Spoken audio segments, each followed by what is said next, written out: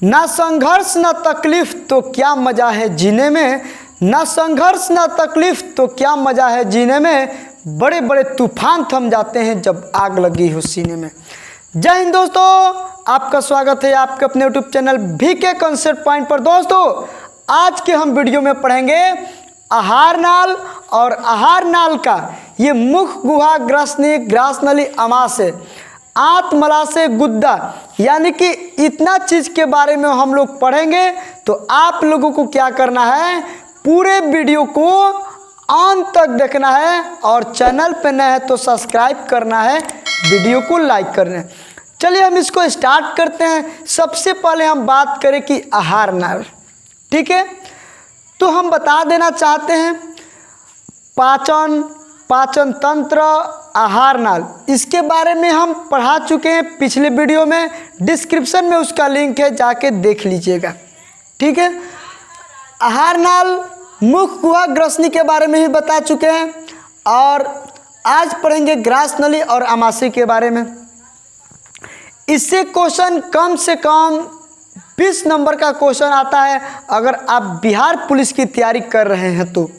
Bihar police के लिए ये वीडियो काफ़ी इम्पोर्टेंट होने वाला है और ऑल कॉम्पिटिटिव एग्जाम्स के लिए भी काफ़ी इम्पोर्टेंट होने वाला है, तो आपको पूरे वीडियो को देखना है। चलिए हम इसको बताते हैं कि आहार नाल किसे कहते हैं। एक बार आपको परिचय करा दें, एक बार तो हम बता चुके हैं लेकिन एक बार हम परिचय करा देते हैं।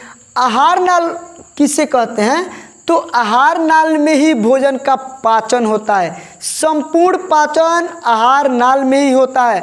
आहार नाल को 7 भागों में बांटा गया है।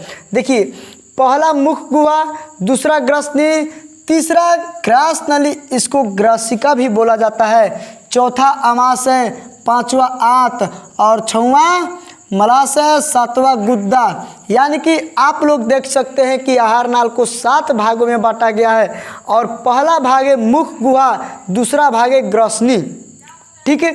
थोड़ा सा हम मुख गुहा के बारे में ही बता देते हैं। तो देखिए, मुख गुहा यानी कि ये जो मुंह दिखाई दे रहा है ना, यही है मुख गुहा, ठीक है। मुख गुहा में जीभ होता है, दांत होता है, तालू होता है, 3 जोड़ी लार ग्रंथियाँ भी पाई जाती है, इसके बारे में भी बताए थे। 3 जोड़ी में पैरोटिड ग्रंथियाँ, सबलिंगुअल ग्रंथियाँ, सबमैंडिबुलर ग्रंथियाँ। और ये भी हम बताए थे कि मनुष्य के शरीर में प्रतिदिन 1.5 लीटर लार स्रावित होता है, ठीक है।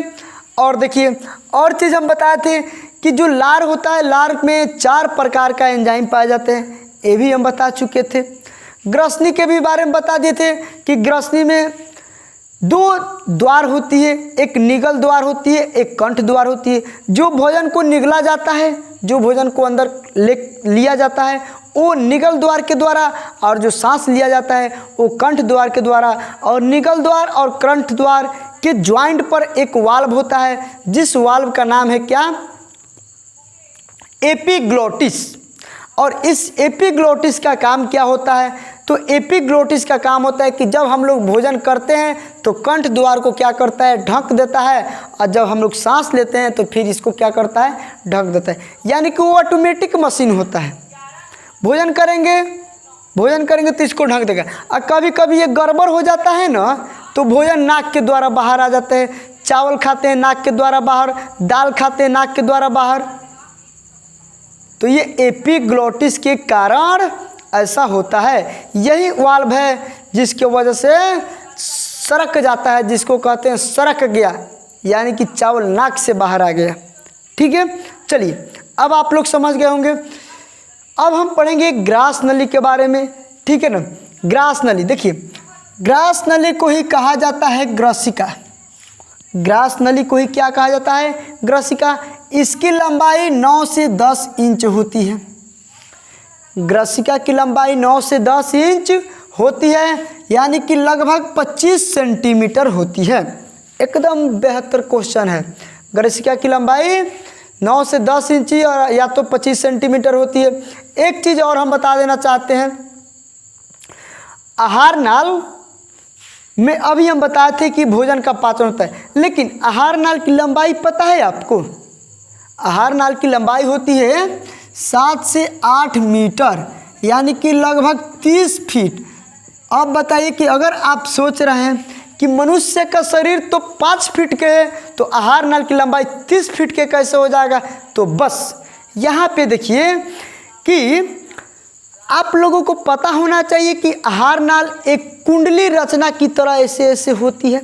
जैसे कि आप लोग बकरी कटाते हुए देखे होंगे, मार्केट में गए होंगे तो ऐसे लटका देता है, लटका के काटता है और उसके अंदर इस तरह से होती है। यानी कि ये मुख गुहा से शुरू होती है और मलद्वार तक, गुद्दा तक फैली होती है, यहाँ से लेके यहाँ तक फैली होती है और इसी के बीच में ऐसे ऐसे ऐसे ऐसे होता है और यही आहार नाल होती है जिसकी लंबाई होता है 30 फीट तक। समझ रहे हैं ना? 30 फीट तक यानी कि आहार नाल की लंबाई होती है 30 फीट तक। चलिए ये तो समझ गए। अब यहाँ पे हम लोग ग्रास नली के बारे में पढ़ रहे थे, ठीक है ना। ग्रास नली की लंबाई 9 से 10 इंच होती है, लगभग 25 सेंटीमीटर।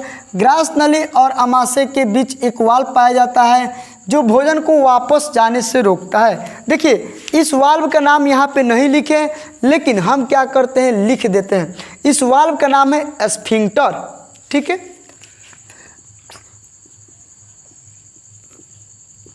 स्फिंक्टर यही वाल्व है जो कि क्या करता है, ग्रास नली से भोजन जब अमाशय में पहुंच जाता है तो अमाशय में पहुंच जाता है तो यही वाल्व क्या करता है कि अमाशय से ग्रास नली के में जाने से भोजन को रोकता है। ये हर जगह पे वाल्व रहता है। जैसे कि अभी हम बताएं एपिग्लोटिस यानी कि मुख गुहा से जब ग्रसनी में जाएगा तो वहाँ पे एपिग्लोटिस, ग्रसनी से ग्रास नली में भी जाएगा तो एक वाल्व है। ग्रास नली से वो अमाशय में जाएगा तो वहाँ पे एक वाल्व है स्फिंक्टर। यानी कि हर जगह पे एक वाल्व लगा रहता है जो कि भोजन को वापस जाने से रोकता है। चलिए ये तो समझ में आ गया। अब यहाँ पे देखिए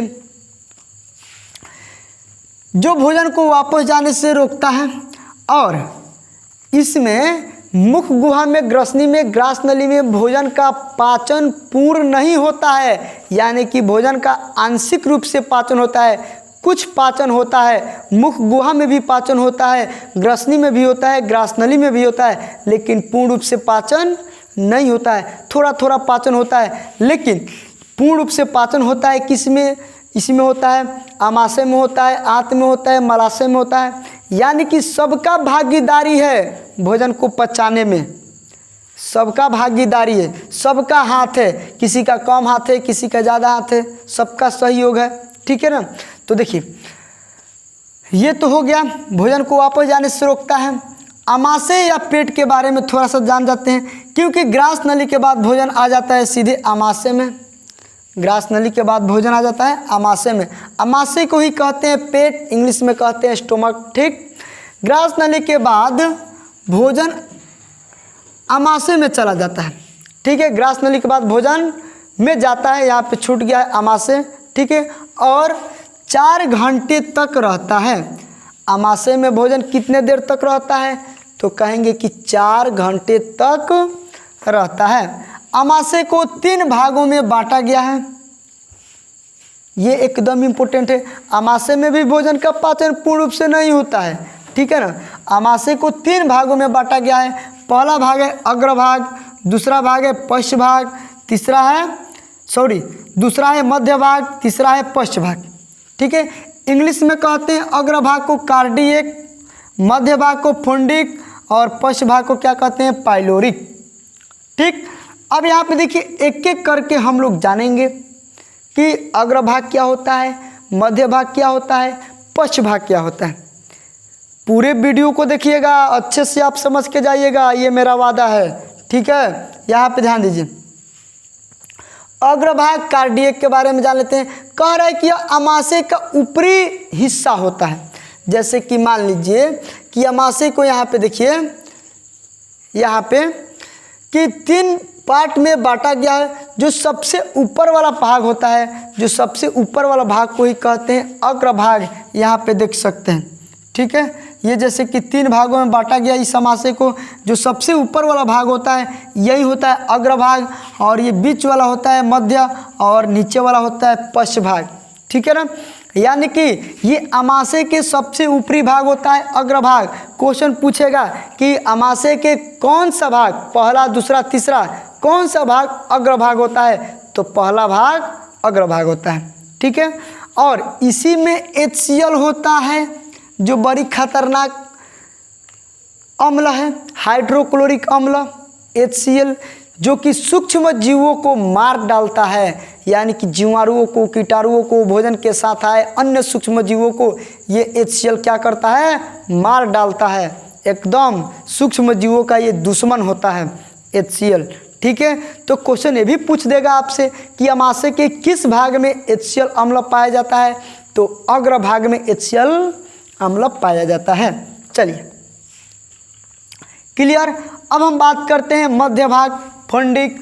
यहाँ पे देखिए कह रहे कि इसमें कांटा नुमा रुचि होता है। जब हम भूखे रहते हैं तो चुभता है।